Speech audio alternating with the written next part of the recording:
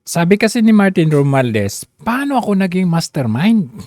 Andiyan si Escudero at saka si Zaldico. Paano ako naging mastermind? Hindi lang naman ako ang nagtrabaho dito." Sabi niyang gano'n. Now let us address the most absurd accusation of all, that I am supposedly the mastermind of this corruption scheme. How can I be the mastermind? I was the former Speaker of the House of Representatives, but the House of Representatives is only one part of the branch of government, the legislature. The national budget is Oh. Ano 'tong sabi ni Zaldico? Paano kayo nagkakilala? Paano naman po kayo naging friends ni Speaker Martin Romualdez? Well, ano pa, 2007 pa. Totoo na, meet ko siya. Nag-request ng meeting sa Manila Golf. During that time, hindi ko naman alam yung Manila Golf. Naka-chinelas lang ako, saka naka-t-shirt. Binilan niya pa ako ng damit dun sa golf with collar and yung sapatos, golf shoes, may spike. So, para makapasok ka sa Manila Golf. Right Sa then mga- and there ka niya binilihan ng damit.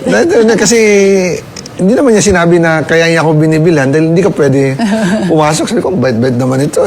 Riniregaluhan ka agad na. So doon, kwentuhan kami. Sabi ko, ikaw yung nakikwento ni Senator Joker sa akin, Martin Romualdez. So, right there and there, we have been very good Tagal friends. na. Since this is back in 2007. 2007. Tagal na po Okay. kayong magkaibigan. Kaibigan, yes. I never dream of it. Hindi mo iningi. Hindi na ko maging iningi. committee on despite your friendship with the Speaker. Yeah, hindi ko hiningi. Nagalit pa siya sa akin after election kasi sabi niya, ikaw mag-chairman. Sabi niya. Hindi ko, gumaganon ako. In front of friends, gumaganon ako. Hindi ko So, every time he introduced me na yan ang magiging next approach, hindi ko sinasagot. Tumatabingi yung mukha ko. Up to the point, sabi niya, alam mo, pag hindi mo Buti hindi ngumingiw eh. yan kinuha, maraming kukuha niyan. Hindi ba, 2007 tayo nagkakilala. I told you if I became a speaker, I'll make you chairman of opposition. Ikaw yung mastermind dito, Martin Romualdez. Well, may mas mastermind pa sa'yo. Kesa sa'yo, may mas mastermind pa. So, basically, hindi po pwede yung sasabihin mo na, how can I be the mastermind kung andyan si Zaldico? Ikaw yung mastermind kasi ikaw yung nag-appoint dito. Ikaw yung naglagay sa chairman of appropriations, itong si Zaldico. So, hindi po pwede yun. Ngayon, nagkalabo-labo na kayo, naglalaglagan na kayo. So, with regard to that, yung pagpunta nila bida-bida diyan sa Prague, Czech Republic, sila po ay umuwing luhaan kasi bukod sa walang Zaldico doon, wala ding silang nakuhang impormasyon. So, ito yung tanong ni Erice sa kanila. Chacha and Kater. Good morning. Thank you po sa panahon ngayong umaga. Congressman, ito nga pong latest development tungkol po dito kay Zaldico. Ang sinasabi po ni Justice Secretary Frederick Vida na wala na po sa custody ng Czech Republic itong si Zaldico. Hindi rin daw po sigurado kung nasaan ngayon ang exact location po niya. Ano pong reaction niyo dito? Hindi ko po alam kung ano pong ginagawa ni Secretary Vida sa Czech Republic. Yun ang tanong. Ano ba ang ginagawa ng DOJ sa Czech Republic? Kasi unang-una, meron po tayong Department of Foreign Affairs na yun naman po ang kanilang trabaho as a counterpart, government to government. Pwede sila, tawagan mo sila, kumuha ka ng impormasyon, and the fact na pinalipan mo na lang basta-basta, hindi ho ba gamitin mo muna yung resources ng Department of Foreign Affairs. Alamin mo kung nandun ba talaga bago ka magpalipad kasi hindi po biro ang gastos dyan. Sapagkat ang pangunahing may tungkulin para malaman kung ano yung kalagayan ng sino mang Pilipino ay yung konsulado ng ating bansa sa Czech Republic. Meron naman po yan. At kung may ganyang kontrobersiya, siguro po ang dapat na unang ginawa ng ating Pangulo bago nag-announce ay pina-check niya yung mga detalye sa consulate. Sila yung may diplomatic relations at sila rin may responsibilidad sa sino mang Pilipino na naririyan. Kaya nga, kakatuwa talaga yung presence ni DOJ Secretary Vida dyan sa Czech Republic. Siyempre, bida-bida. At kaya nga ng nabanggit, hanggang ngayon, hindi natin alam yung yung mga detalye, no, sa pangyayari na yan. So you feel like kagaya ng sinasabi ng iba, wala pong proper coordination bago nagkaroon ng anunsyo muna noon ng Pangulo tungkol po dito sa Kaya nga, kung nasan talaga yung custody nitong si Tama po. Zaldico? Oo. Tama po, parang panic mode pagka nababanggit na si Saldico. Dahil alam nyo, sa totoo lang po, kahit wala naman si Congressman Saldico, kung gusto lang nating malaman yung katotohanan tungkol dito sa pinakamalaking nakawan sa national budget at flood control, narito po yung mga major players sa ating bansa. Alam niyo, nagpetisyon ako sa Supreme Court at kinwestiyon ko yung presence ng unprogrammed appropriations sa national budget. Lumalabas po doon sa pagsusuri ng mga maestrado ng Korte Suprema, yung 2023, 2024 at 2025 national budget, talagang ginastos yung mga sinalaulan nila. Oo, tas ngayon naglagan na sila. Tapos ngayon, doon sa kapalpakan ng pagpunta nila sa Prague, ayaw mag-sorry itong si Marcos Jr. Kasi kung tutuusin, wala naman silang ginawa talaga dun eh. Gumastos lang sila ng pera ng taong bayan na pwede naman na kontakin lang yung embahada o konsulado ng counterpart natin kung saang bansa yan. Hindi yung magbibigay ka na agad ng impormasyon na huli na tapos magpadala ka na agad ng tao doon na without even Ngayon, inihiling kasi ng taong bayan na somehow ay apologize ang Malacanang at ang presidente dito. Ngayong umaga, natanggap na ng Malacanang ang kumpletong ulat mula kay Secretary of Justice Frederick Vida. Kompletong ulat daw. Diba napanood naman ninyo yung press con ni Bida-Bida? Wala siyang sapat na information na nakuha doon. Tapos dito, kumpletong ulat. Saan mo nagilap yan? At Foreign Affairs Secretary Teresa Lazaro, kaugnay ng kalagayan ni Zaldico. Batay sa Kalagayan. kanilang high-level engagements Ah. sa mga opisyal ng Czech Republic, Ito ang premise niya dito, nakuha niya doon sa embahada, yung information na yan na binabasa niya. Saka kay Bida-Bida ukol sa kalagayan ni Zaldico. Pero matatanda nyo, nagpa-press con nga sila kahapon, kagabi. Ano yung sagot nila? Hindi nila alam kung nasaan si Zaldico. Pero dito, at sa mga kinatawan ng European Union, malinaw na ang mga hakbang na ginagawa ay nakaangkla sa paggalang sa umiiral na mga batas ng EU at ng kani-kanilang member states. Ang ganitong mga usapin ay nangangailangan ng masinsinang diplomatikong proseso bakit hindi nyo dinaan muna sa diplomatikong proseso? Bakit kayo nagpalipad kaagad? Bakit kayo nag-post kaagad? Bakit kayo nag-assume kaagad na siya ay nahuli, siya ay kung ano-ano ang ninyo? at koordinasyon sa May coordination bang nangyari? mataas na antas at ito mismo ang ating ginagawa mula nang matukoy na hawak siya ng Czech authorities kaugnay ng paggamit ng invalid documentation. Sa kasalukuyan, kumpirmadong wala na sa kustodiya ng Czech authorities si Zaldico. Meanwhile, Hindi fake news si Attorney Harry Roque. Diba? Anong sabi mo nun? Wala tayong dyan sa kanila. Wala tayong pakialam dyan sa kanila, fake news yung mga yan. Naniniwala ba tayo sa fake news? So, hindi sila fake news. Wala pala talaga sa Czech Republic. the DFA has received highly reliable information Wow, highly reliable information. DFA receive highly reliable information. So kung tanggalin mo pala yung tatlong kumag dyan na lumipad, pwede pala makatanggap tayo ng highly reliable information. Kasi andun na nga sila Bida-Bida. Ayan sila Bida-Bida dyan sa Prague kahapon. Ang tanong sa kanila, meron bang impormasyon kung nasaan si Zaldico? Hindi nila alam. Wala silang information. Walang masyadong information binigay ang Czech government.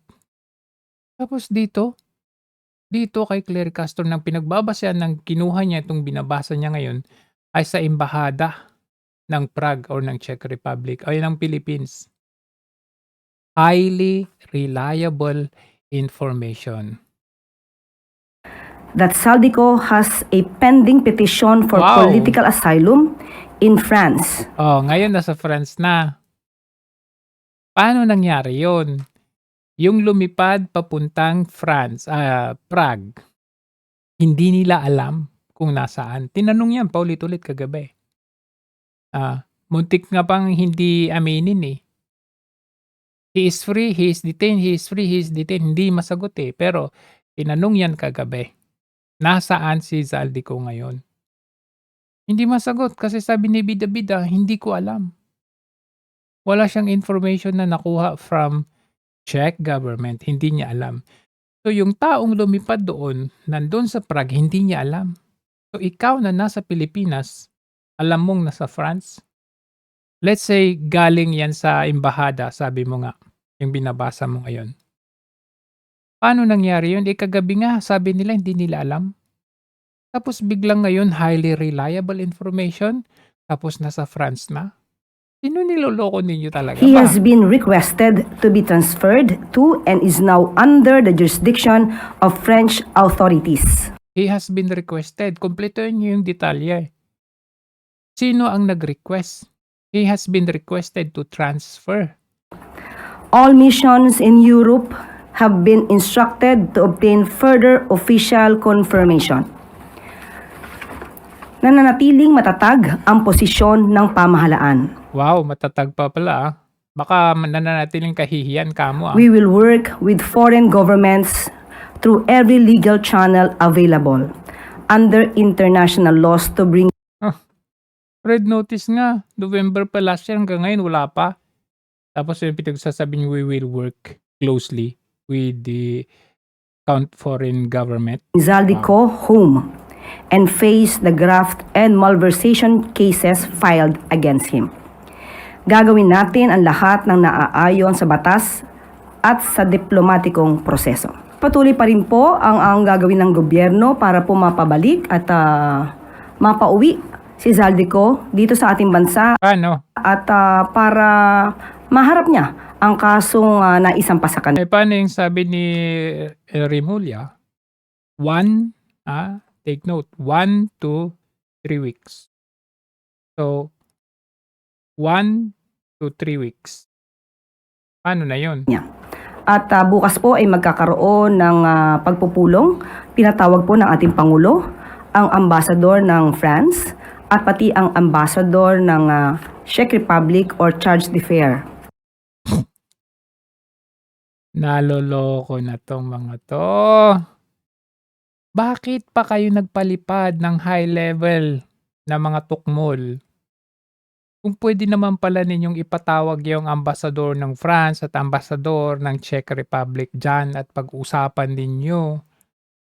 At alamin ninyo kung totoong nandun pala si Zaldico kung nasaan man siya sa Europe. Diba? I mean, masakit lang, masaklap lang kasi ginastos ninyo ang pera ng taong bayan only to find out nothing. Walang information. Hindi nyo alam kung saan talaga si Zaldico. Kagabi hindi nila alam. Tapos ngayon biglang alam na ninyo. How could that be? Tapos gusto ng taong bayan na mag-apologize kayo. Pero ayaw nyo. At para mapag-usapan kung anong pagkukulang, kung anong dapat na Anong kulang na kulang talaga? ginawa at ano yung dapat na maaari pang Wala kayong ginawa doon. Anong ginawa ni Bida-Bida doon? Nagsimba. Nagsimba na humingi, na nalangin sa Diyos, na sana. Yun. Ang ginawa niya gawin doon. para maibalik si Zaldico dito sa ating bansa. Hindi po isinawalang bahala ng pamahalaan. Lumalaman natin, na malaman ng Pangulo at ng gobyerno na nasa kustodiya ng Czech authorities si Zaldico, agad pong pinaalam ito sa inyo. Alam po at agad pong nagtrabaho at pinapunta ang ating mga high-level officials doon. Nagkataon lamang po na mayroong batas na So hindi nyo alam yung batas prior to pagpapupunta doon? Ibig niyong sabihin, hindi nyo muna inalam kung ano yung batas doon? And it's very unlikely na hindi nyo alam yung batas ngayon doon. Ano yun? Ngayon lang kayo namulat sa European countries? Kung hindi man, ano silbi ng intelligence at confidential funds ninyo kung hindi nyo alamin? Anong batas? Pwede ba natin basta kunin doon yung tao? Ano ba yung magiging counterpart cooperation natin? Hindi nyo alam? Even yung ngayon nyo lang sinasabi, nung hinahanapan na kayo ng litrato, ebidensya ni Zaldico, anong nirason ninyo? Data privacy? Ngayon nyo lang alam yan? Ang galing Sunod na. din po ang Czech Republic dahil wala pong nalabag na batas si Zaldico sa Czech Republic. Ang tangi lamang po nag-issue kung bakit siya po na-hold at siya po ay nailagay sa kustodiya ng Czech Republic ay dahil sa invalid documentation. So ano yung sinabi mo noon nung pa-press con ka? Nahuli si Zaldico. Hawak ng Czech Republic, Czech government. Ito po ay pagpapatuloy ng ating trabaho na mapanagot ang mga taong may kaso kinalaman sa flood control. Di ba? Binibida ninyo na ito ay trabaho ng Pangulo. Kaya kumbaga successful kayo, ganun. Tapos ngayon sasabihin nyo, walang kaso. Walang dahil lang sa documentation. Nakausap po mismo natin ang Pangulo ngayong araw at sinabi niya na disappointed siya. Oh. Siya pa may ganang ma-disappoint. Kami ang na-disappoint. Na-disappoint kami. Nakakahiya kayo. Oh. Diba? Nakakahiya. Oh, anong sabi ni Lacson? May nakikita Bida-bida rin. ang kapabayaan ng ilang senador sa kabiguan ng gobyerno na mapauwi ng bansa ang pugating si Zaldico.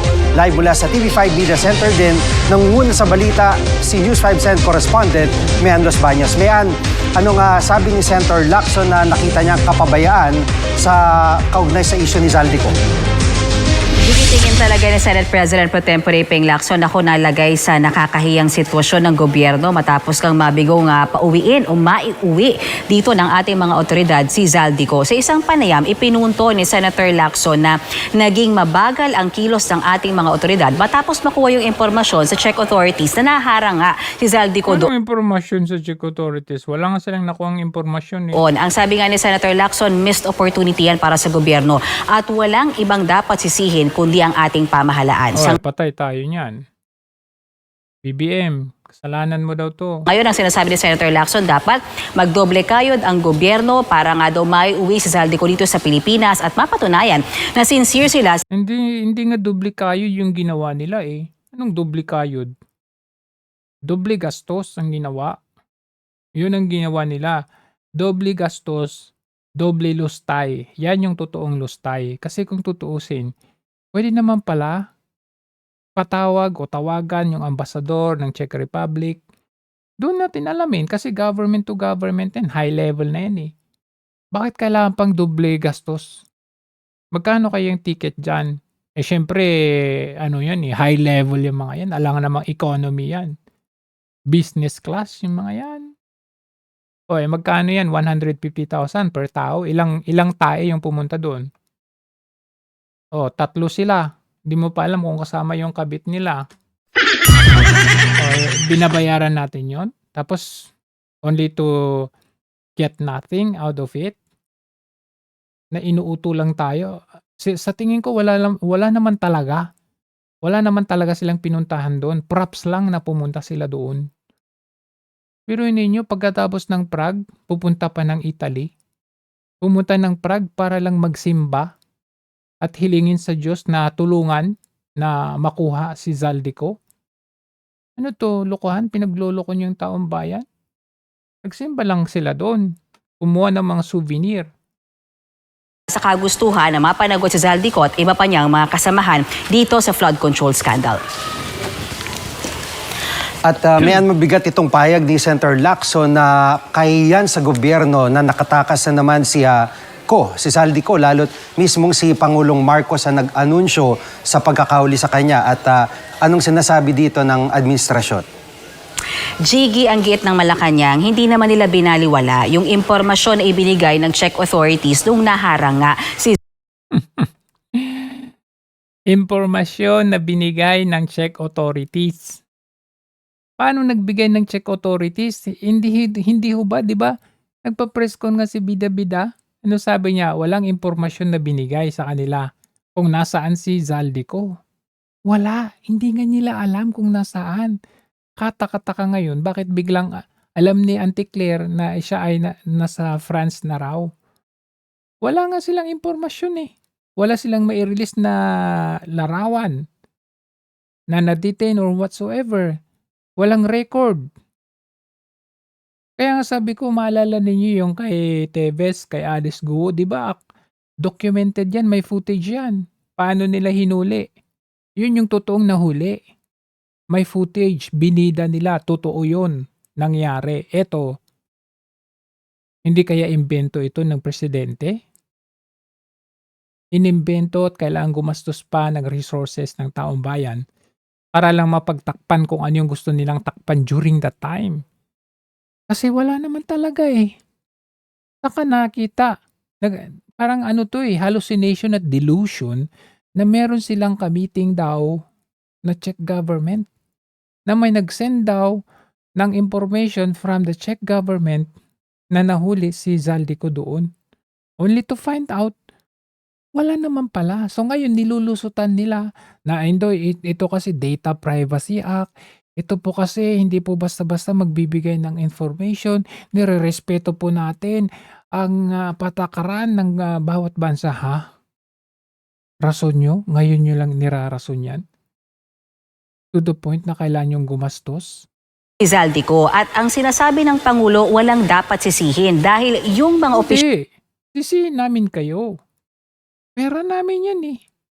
I-refund nyo, ibalik nyo. ng ating gobyerno na pinapunta sa Czech Republic, ginawa naman daw yung kanilang trabaho. Narito ang bahagi ng Anong ginawang trabaho? Nagsimba? pahayag ni Palace Press Officer UC Claire Castro. Namasyal? Agad pong nagtrabaho at pinapunta ang ating mga high-level officials doon. Nagkataon lamang po na mayroong batas na sinusunod din po ang Czech Republic dahil O may batas pala eh, ba't nyo pinapunta? May batas pala sinusunod, ba't nyo pinapunta? Bakit di nyo muna inalam? wala pong nalabag na batas si Zaldico sa Czech Republic.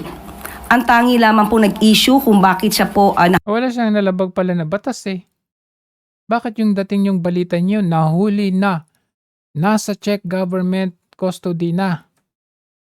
Tayo po ay nakikipag-coordinate para mapabilis na mapauwi si Zaldico. Hindi wow.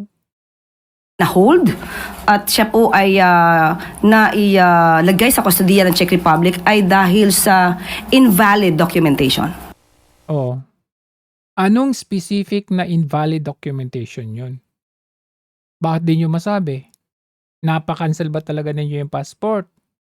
Meron ba talagang expired passport? Cancelled passport? Anong specifics nito? Kasi ang labo ninyo eh.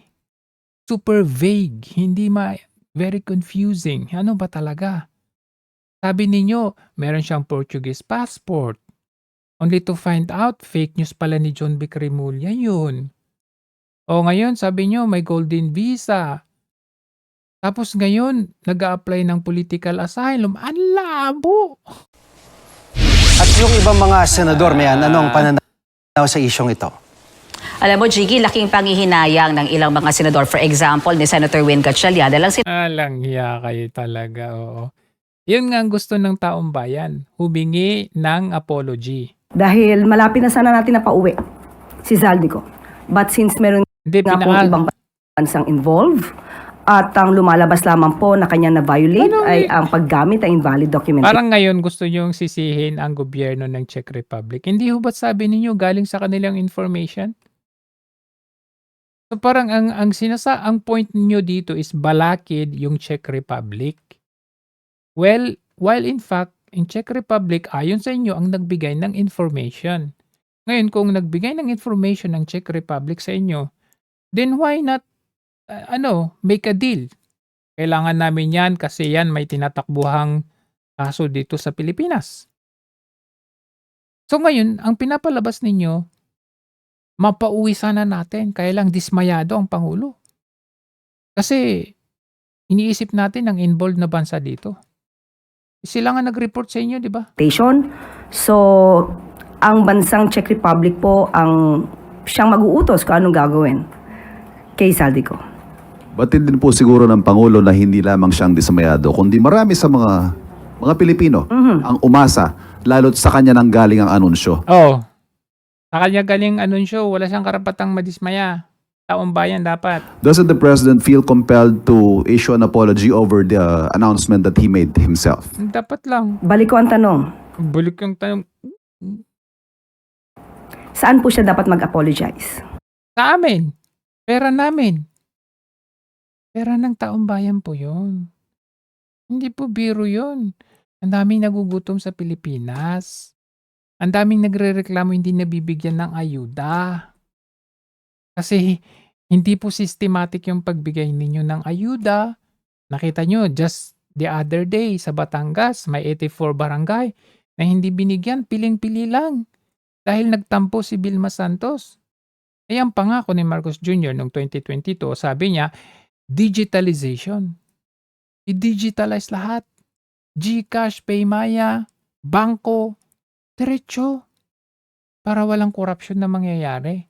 Kaya ano nangyari ngayon? Kailangan mong pumila, haba-haba, hanggang mula bukas, early morning, hanggang hapon, hanggang gabi, wala pa. Nahimatay na yung tao, namatay na yung tao. Tapos kayo, lulustay lang kayo ng pera ng taong bayan, pumunta ng Czech Republic na wala namang gagawin din kundi magsimba, humiling, manalangin sa Diyos na sana makuha niyo si Zaldico. Leche kayo. Kailangan niyong mag-apologize. For at the very least, raising expectations that Zaldico will be made to answer to the Filipino people. Lahat naman po tayo ay umasa. Hindi. Kami lang ang umasa, kayo ang nagpaasa. Pinaasa nyo ang taong bayan. Kami lang ang umasa. Kayo, hindi kayo umasa. Kasi meron kayong gustong takpan, kaya pinaasa nyo yung taong bayan in exchange to your interest. Huwag kayong makiako sa nararamdaman ng taong bayan kasi hindi kayo yun. Lahat naman po na dapat gawin ay ginawa ng Pangulo at ng administrasyon. Anong lahat? Anong ginawa nyo? Nakaupo? Namamasyal? Ang kanyang inireport naman po ay tama. Paano naging tama? Nahuli. Pero wala. Nasa kustodiya lang pala. So, wala po tayong nakikita na maaaring sabihing pagkakamali ng Pangulo. Dahil Wow. Alam niyo yung pinagkaiba kay PRRD? Wala yung masama na magkamali. Walang masama humingi ng paumanhin. Mas madaling matanggap ng tao yung paghingi ng sorry kung nagkamali. Nakita niyo 'di ba si GMA? I am sorry. Mabigat yung kanyang ginawa, makipag-usap sa election officer, commissioner, yung Hilo Garcia niya. I am sorry siya, tapos. Pero kayo, kagaya ninyo si Pinoy, ayaw mag-sorry doon sa naging biktima ng Manila Bus Hostage. Kinailangan pang dumating ang isang Duterte para siyang mag-apologize. Nung panahon na yan, ang daming galit na mga local Hong Kong people sa mga Pilipino dito sa Hong Kong. Galit sila.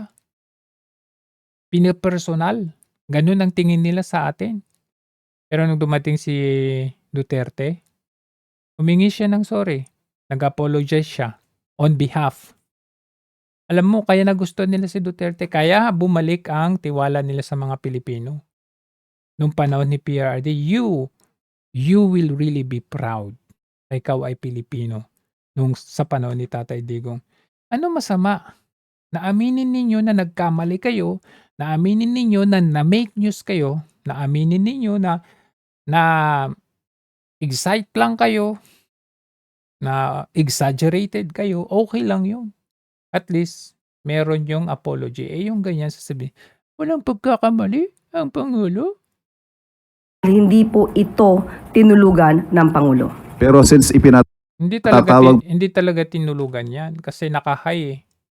po niya ang ambassador ng Czech Republic at ng France para malaman kaninyo Ano? niya ang ambassador ng Czech Republic. Ano? Tinulugan ng Pangulo. Pero since ipinatatawag po niya ang ambassador ng Czech Republic at ng France para malaman kaninyo kung ano ang mga pwedeng nagawa sana, is that an admission that something went wrong somewhere?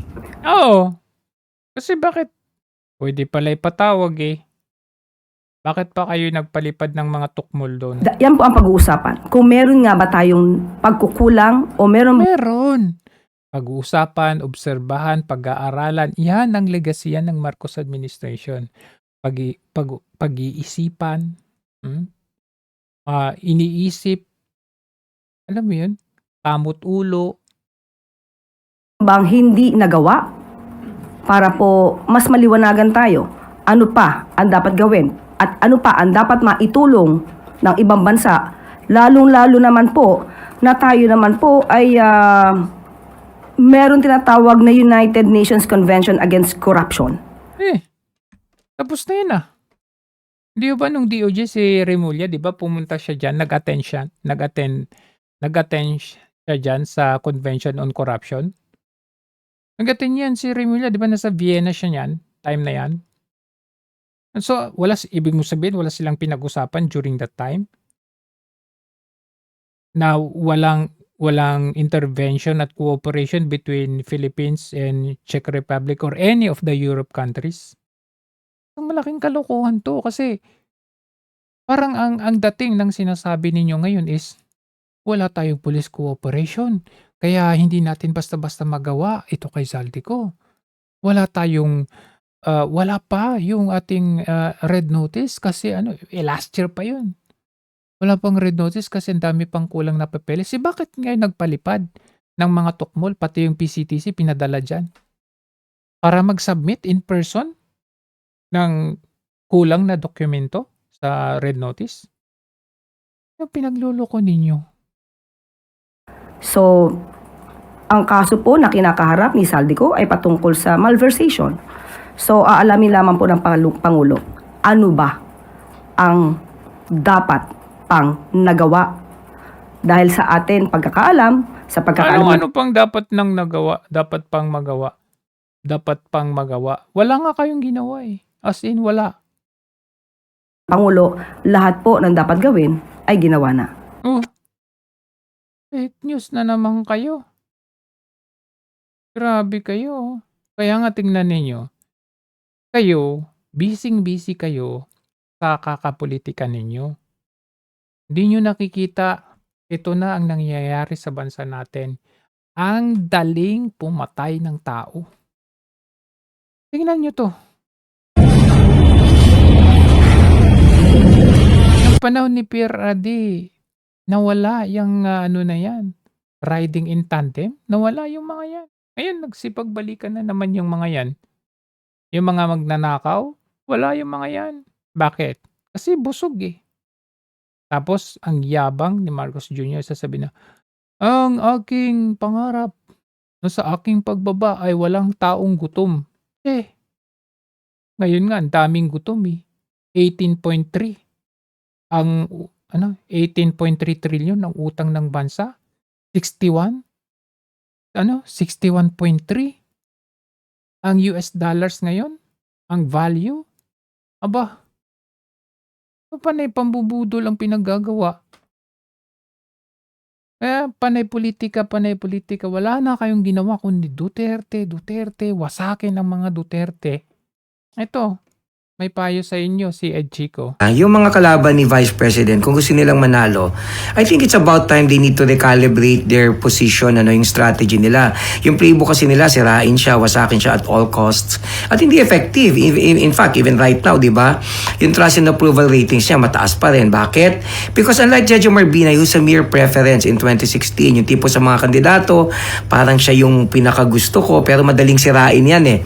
Si Sara Duterte, meron siyang mga loyal supporters, yung mga tinatawag yung DDS, who will actually stick with her through thick and thin. Kahit anong mangyari, kasama na niya yan, hindi ba?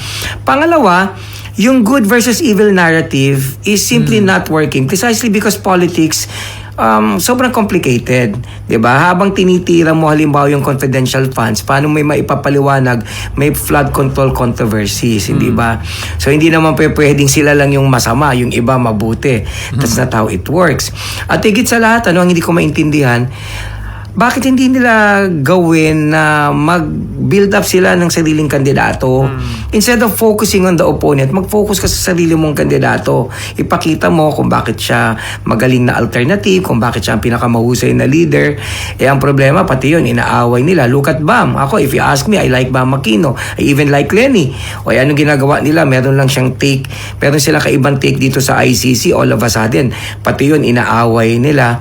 Hindi ba? Yun ang problema pag sobra kang moralista sa isang komplikadong lipunan. Magigising ka na lang, marami kang sinasabi, mapapahiya ka, di ba? Kaya nga yung never again yun, naging why not eh.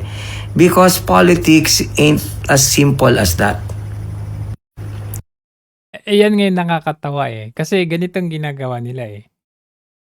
Nakafocus sila sa pagpapabagsak sa mga Duterte or kay Sara Duterte herself. Specifically.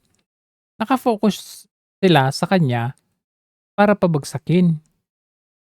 Kumbaga, kaliwat kanan, whole of the nation approach, kasama yung government, para siraan, impeachment, SALN, kung ano-ano pa.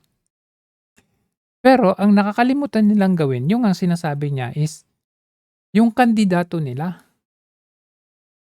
Maaring manalo sila doon sa pagpapabagsak, if ever lang sakali lang, hypothetical. Nanalo sila na napabagsak, wala na yung Sara Duterte sa 2028. Pagbaling nila sa kanilang side, wala silang kandidato. Yung pala, may third force na naka-ready. Pero sa kanila, wala silang kandidato. Kasi ang concentration nila doon sa kay Sara Duterte. Wala yung nagmo-mold sila, nagbi-build up sila, yung patas ng patas. Ito ang kandidato namin. Ito yung ginagawa ng kandidato namin. Ang galing-galing. Diba? Pag ina-advertise hanggang sa patas ng patas ang kanyang ratings. Pero iba eh. Duterte. Tapos yung kandidato nila, wala. Kasi hindi nga nila alam, hindi tatakbo si Lenny.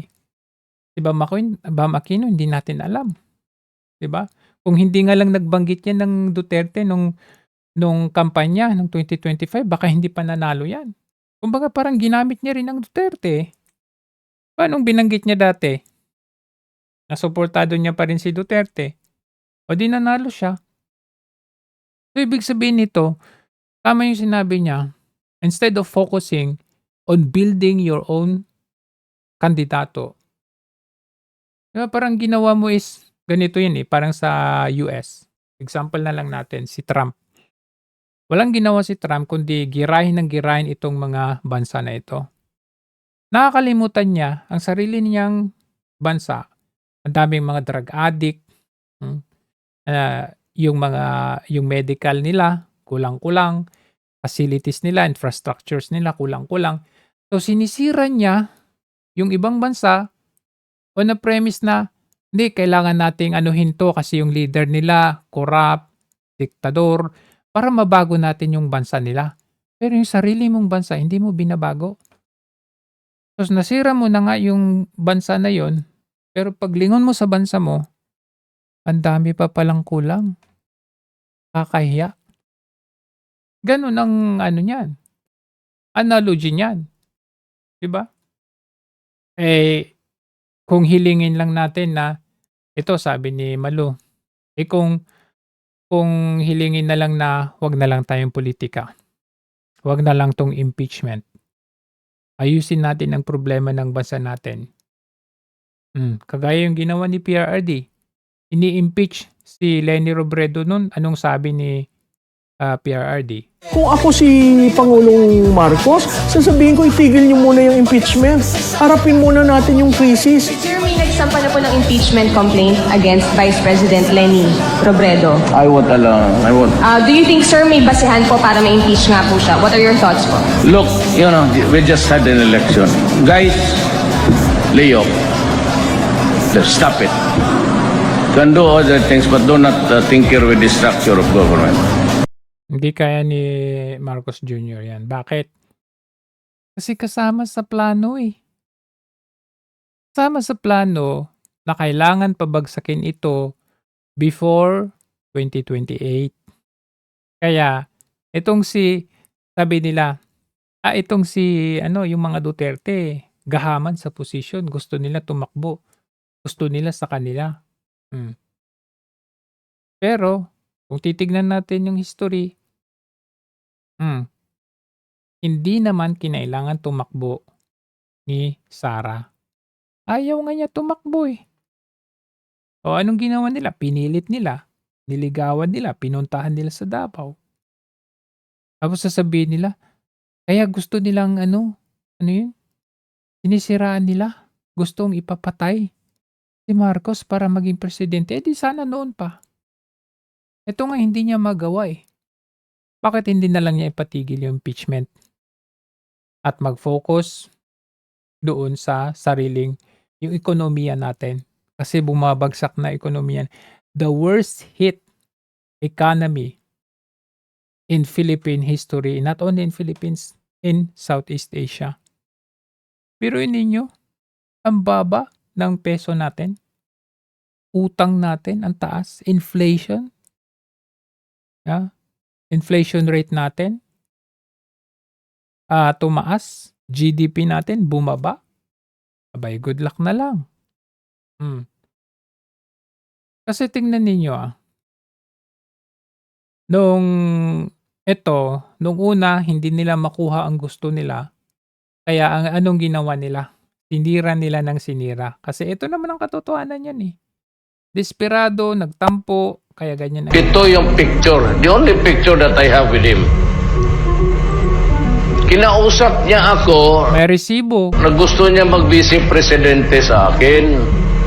Sabi ko, ayaw ko. Ikaw, klaseng tao, maging vice ko. Alam mo, pagkatapos ng inauguration ko, hindi pa ako nakababa, Jackson, na may putok na ng baril. Pareho kami ni Aquino. Mahulog na ako. It's very dangerous. Ayo. Pag vice presidente, papatay niya si PRRD. Presidente na si Trillanes. Ambitious kasi. Kaya gusto ka agad vice presidente. Gusto ito mag-presidente. Hoy, Pilipino, gumising kayo sa mga ito. Ito yung picture. Di ba? Kaya ganyan sila. Kasi hindi na pagbigyan. So, yung ginawa nila, inelevate nila ng inelevate yung kanilang gawain. At pati sa pagiging rebelde. Sila din yan. Pag may napapatay na rebelde, mag-iingay yung mga yan. Human rights. Pero pag nagahasa, may napatay, nanakawan, o something about life, wala yan sila. Hindi yan sila lumalabas. Pero pagdating sa kanila, Underground na groups na nabanggit mo, kailangan. So bago ka makapasok sa underground na groups na nabanggit mo, kailangan mo munang pumasok sa mga mass organizations o mga front orgs na tinatawag, tama ba? Yes po. Kadalasan sa mga kabataan, yun po yung nagiging program sa amin na i-recruit kami from mass organizations. Tapos kapag i-assess kami kung pwede ba ito na i-recruit sa underground, i-introduce yung armed struggle. At yun po, ganun po yung ginagawa usually sa amin, sa mga kabataan na napapasali. So bago ka So yan po ang legasiya nila Trillanes, De Lima, Rizal Ontiveros, yung yung underground movement nila laban sa gobyerno. Nagre-recruit sila nang ipapasok nila. As you can see, they already infiltrated Senado, House of Congress, church, schools, ano pa, yan, lahat ng ahensya ng gobyerno, infiltrated na nila yan. O, tingnan nyo, ngayon nga, Sara Ilago sa kalsada lang to, ngayon, congressman na. 2004, pinababa ng sa Mindanao in 2004, pinababa ng CPP-NPA ang kadre nila na si Eric Casilao na noon ay secretary ng Guerrilla Front 20 operating in Southern Mindanao para tumakbo bilang second nominee ng Anak ng Bayan party list. Pero hindi sila nanalo that time. At noong 2007 elections, nagpalit ng pangalan ang grupo. Ito ay naging Kabataan Party List. Si Casilao, umakyat ulit ang bundok pagkatapos matalo sa party list elections and rose to the ranks of the CPP-NPA at naging miyembro pa nga ng Central Committee noong 2016 until his capture in Malaysia in 2022. You cannot have seats in Congress occupied by people who are actively seeking to dismantle and destroy the government they swore to serve. Yung tanong po ninyo kung kinukumpirma namin na gusto nilang pabagsakin ng gobyerno, kumpirmado, totoo po yun, lahat kami. Totoo po yun. Ang Sinong sila? You're referring to? Yung mga ka-printing organisasyon na nag-recruit po sa amin, ang intent po lahat yan, pabagsakin ito. Yung front lang, hindi kasama yung party list. Yung front lang. Kasama mo party list. Kaya nga po nila pinasok ang political mainstream arena para magkaroon sila to legitimize, magkaroon sila ng legal face. Legal front. Kaya political officer po ako, kagalang-galang na senador. Kaya po pinapagamit sa amin ang mga salitang revolusyon, revolutionary tax, armado, bagong hukbong bayan. Yung mga word na ganyan, rally, symposium, orientation, to legitimize, to give a semblance of legitimacy doon sa atrocity. Doon sila nagtatago sa seminar, ayan, orientation. Kasi yung mga prente nito na ginagawa, yan yung lambong. Yan yung lambong. Sisigaw ng demokrasya. Pasay na ho ang demokrasya. Sobra na ang demokrasya sa Pilipinas.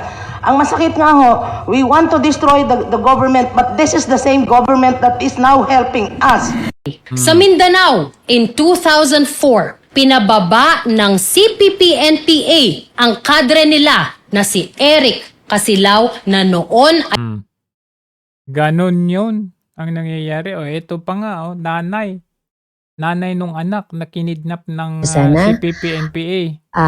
Kami mag-asawa po ay galing pa po ng Maynila from Pasay. At kami po ay naandito dahil hinahanap po namin ang aming anak na si Alicia Jasper Lucena. Siya po ay na-recruit ng Anak Bayan at kumilos po sa Anak Bayan Taguig at Kabataan Party List. Ngayon po... lumakas ulit sila ngayon. Nakita nyo nga hindi nila pinapasok sa yung number 1 na panalo sana, yung ni Cardema, Duterte Youth Party List. Dinisqualify nila at ang pinapasok nila na party list doon sa pinakababa, Gabriela ba yun? Oo, Gabriela. Ang galing, di ba? Kumbaga pinapasok nila. Pina-infiltrate na ng Marcos administration, pinabalik. Nawala na yung mga to, humina na nung panahon ni PRRD, mga to. 51 years nung panahon ni PRRD. Nagahari sila. Ngayon, ano na ulit? Nagre-regroup na sila. Nagre-regenerate ulit sila. Dumadami ulit sila. Lumalakas ulit sila. Dahil binibaby ni Marcos Jr. at kinukup-kup niya. So, ganyan na po ang mangyayari. Asahan ninyo mga susunod na mga encounter na mga ganito. Operasyon na bakbakan, mga barilan. Marami pa yan. Mga kabataan, papasok, marirecruit. Dadami pa yan. Hindi po yan mawawala. Yan po. Yan. Usaping international naman tayo. Tingnan ninyo kasi ang hirap kasi, no? Kasi we can also connect this with the Western na sila din ang nasa likod sa mga pangyayaring kaguluhan sa Pilipinas kasi yun ang gusto nila mangyari. Divided tayo, magulo tayo kasi makakapitalize nila. Yung panghahawakan nila tayo because of that. Pero ang Western, ang America particular, traidor eh. May pagka-traidor sila. And in fact, tingnan ninyo ang ginawa nila sa Iraq noon. Did you know every month an American plane filled with $1 billion cash flies to Iraq to pay Iraqis their salaries? But why? Here's the part nobody talks about. Iraq is one of the largest oil producers on earth. Billions flow in every single month. So where does the money go? Not to Baghdad, to New York. Every dollar earned from Iraqi oil sales gets deposited directly into an account at the Federal Reserve Bank of New York. So ang ginawa kasi nung Amerika, in-invade nila yung Iraq on a premise na itong si Saddam Hussein daw ay merong weapons of mass destruction. So nagkaroon ng mga gerang ganyan.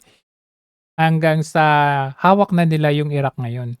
So yung bentahan ng Iraq sa oil nila, hindi po nadideposit sa Iraq mismo, kundi nadideposit sa Amerika via dollar. Kaya nga tinatawag na petrodollar. Sa New York, sa New York. Ngayon, ang nangyayari nangyayari hindi pinagkatiwala parang by force eh. Hawak ng Amerika yung pera ng Iraq tapos sila yung magdi-distribute ng pera sa Iraq.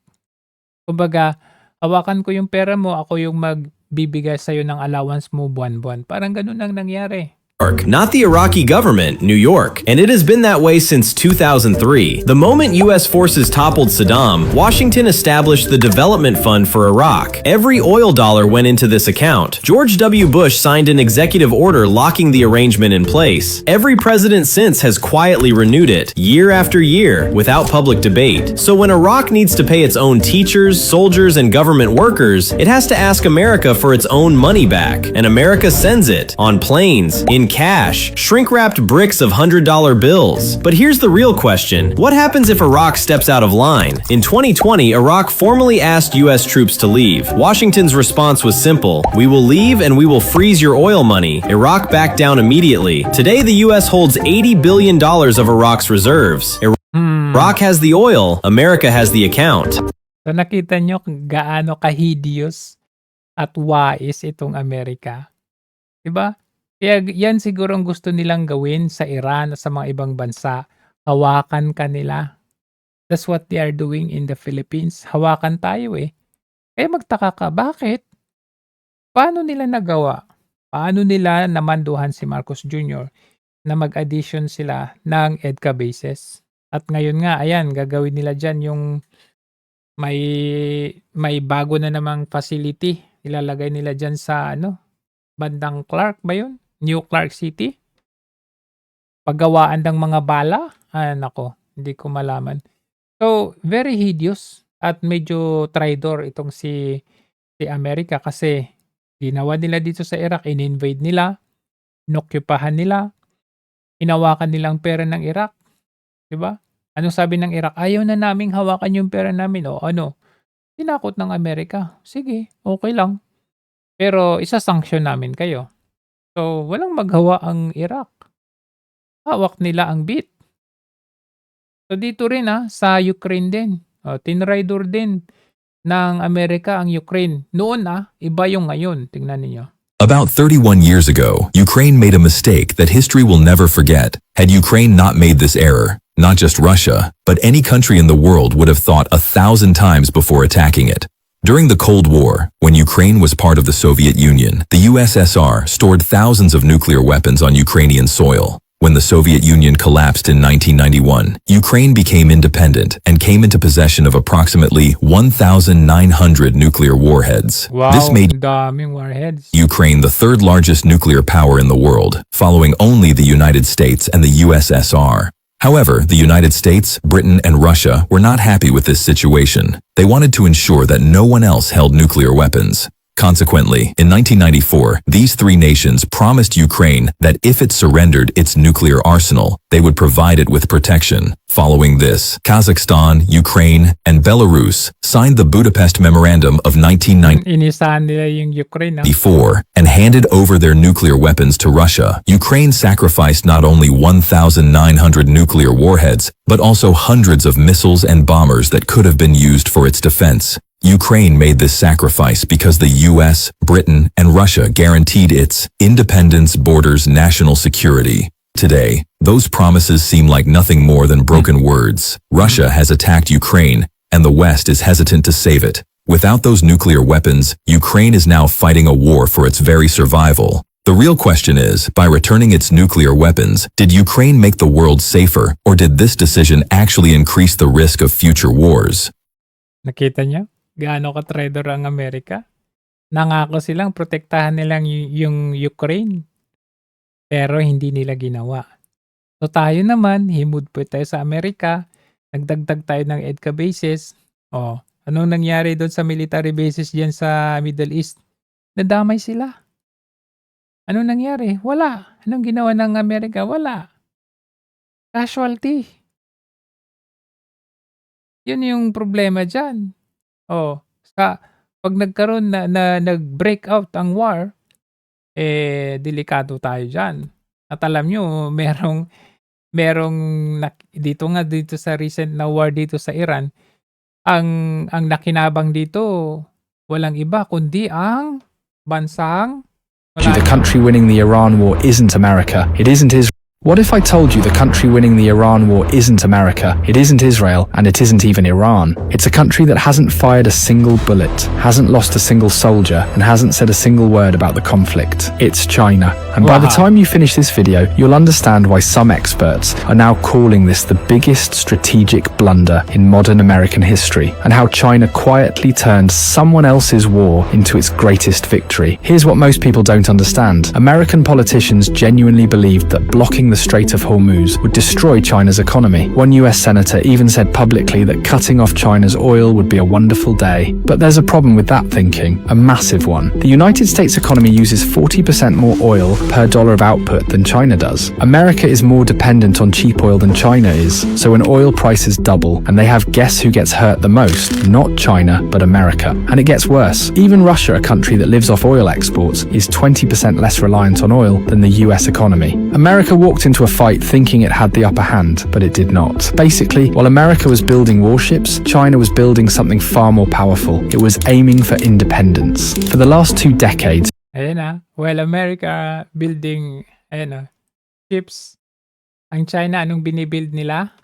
China has quietly prepared for exactly this moment. Today, 60% of the cars on Chinese roads are electric. 2/3 of all electric vehicles sold worldwide last year were bought in China. Their oil consumption actually peaked in 2023 and has been falling ever since. Interest in China's BYD electric vehicles is skyrocketing as consumers realize that high petrol prices will continue for the foreseeable future, and owning an EV is the easiest solution to a complex problem. But it's not just EVs. China now controls over 70% of the world's solar, wind, battery, and electric vehicle supply chains. So while the world panics about oil, China is sitting on the only alternative the world has left. And the longer the Strait of Hormuz stays closed, the more countries are forced to switch to renewable energy. And every single one of them has to come to China to do it. Look at Pakistan, a country that imports almost all of its energy through the Strait of Hormuz. On paper, this war should have crushed them. Instead, over 25% of Pakistani households now run on Chinese solar panels. And it's not just Pakistan. A new poll just revealed something stunning. 57% of Canadians, 42% of British citizens, 40% of Germans, and 34% of French citizens now believe it is better to depend on China than on America under Trump. Oh, kita nyo yan? Canada, Australia, German, didepende na sila sa China. Bakit? Kasi renewable. While the world is having a problem with the oil crisis, ang China hindi kasi heavily invested sila sa renewable energy. Yan, battery car. Trump, read that again. Western countries, America's closest allies, are openly choosing China. Spain's prime minister just flew to Beijing and signed major trade deals. Germany is quietly opening doors. The world is shifting in real time, and almost nobody in the West is talking about it. No matter how this war ends on the battlefield, it has already been won, not by Tehran, not by Washington, but very quietly by Beijing. What if I told you the... Grabe, ano? Kaya talaga ako naniniwala talaga pinaka-the best na kakampi natin or kampihan natin, China talaga. Tignan ninyo, almost all the electric cars are coming from China. Kaya hindi sila masyadong affected dito sa oil crisis kasi panay di battery Sa Pilipinas, tignan ninyo. Tignan niyo itong mga ibang bansa. Wala silang tubig, wala silang bundok, pero mayayaman sila. Tignan ninyo. Pero sa Pilipinas, andyan lahat yung mga yan. Tingnan nyo. In Saudi Arabia, let alone rivers, it barely rains for most of the year. Singapore is so small that it has no arable land. Japan has no mineral resources. Yet the Philippines has all of these. In fact, alongside abundant resources, it also... Switzerland has no seaports. The Netherlands has no mountains. In Saudi Arabia, let alone rivers, it barely rains for most of the year. Singapore is so small that it has no arable land. Japan has no mineral resources. Yet the Philippines has all of these. In fact, alongside abundant resources, it also has a strong tourism sector and countless crocodiles. Dinamay pa yung countless crocodiles alam siguro nito yung nangyayari mga buhayang contractors na mga corrupt sa Philippines. Countless crocodiles. So why is the Philippines still poor? The problem is not geography or natural resources. The real problem is corruption. Tama. Corruption. Yan ang papabagsak sa atin. Kita nyo, dahil sa corruption, tingnan ninyo yung problema sa Meralco. Sa electric natin. Pansinin ninyo yung billings ninyo. Ang dami, tingnan ninyo. Ayun, generation, transmission charge, system loss, yung ninanakaw na kuryente, tayo pa magbabayad. Distribution, senior citizen, tayo magbabayad. Government tax, universal charge, fit all, GIA all, lifeline. Grabe. Ang bill niya ay 3,143. Tapos ito yung mga hindi ko maintindihan kung ano itong mga to. Itong government taxes, naiintindihan ko yan. Pero, ang laki. Kung 3,000 yung bill mo, meron kang 317 na tax. Alam nyo ba, as early as 2026, according kay Google, ang customer ng Meralco ay 8.11 million. Sama-sama yung residential, commercial, lahat na. O for example, average to. Average siya, estimated lang to ha. Kung meron kang 317.55 na tax, grabe ang makukuha ng government. Monthly to ha, 2 billion. 570,870,000. Kasi itong universal charges, ano ba to? Ba't may universal charges? 68.83 times 8.11 million, 558 million. Anong klase? Itong fit all na to, ano yung fit all na yan? Meron 43.04 times 8.11, 349 million per month to ha. Itong GEA na to, GEA all, ano yan? Merong 7.94 times 8.11, 64 million. Itong lifeline, ito yung para sa porpoise eh. Ito yun eh, 20% to 100% na babayaran na lang nila. Kahit mababa yan, 2.14 times 8.11, monthly 17 million no? Ay di wow. Grabe. Tayo nahihirapan, samantalang sila, iniipit nila, billion-billion ang insertion nila. Insertion dapat minor. Pero yung amendments, yung insertion dapat minor. Pero itong 3 taon, nung 19 Congress, walang ganyang klaseng magnitude ng insertion and diversion sa kasaysayan ng Kongreso. At kahit sino naging Pangulo, hindi pumapayag na ganyang kalaki. Si Presidente Marcos lang ang pumayag na merong 1.45 trillion na diversion insertions sa loob ng 3 taon. Yung 3 budget niya, sinalaula ng Kongreso, pinayagan niya. Yun ang problema. Yun ang tanong ko kay Presidente na hanggang ngayon, hindi sinasagot ni Presidente. Pero kayo mga congressman ang galit na galit at mga senador. Kasi may expose. O di siya yung dapat na i-impeach natin kung yan yung premise natin, di ba? Unlike kasi nung panahon ni PRRD, tingnan nyo naman, kaliwat kanan. Build Economic Program ni Pangulong Rodrigo Duterte. Ang pagpapatayo ng iba't ibang infrastruktura ang isa sa mga prioridad ng kanyang administrasyon. Pero ang tanong, na-achieve nga ba ito?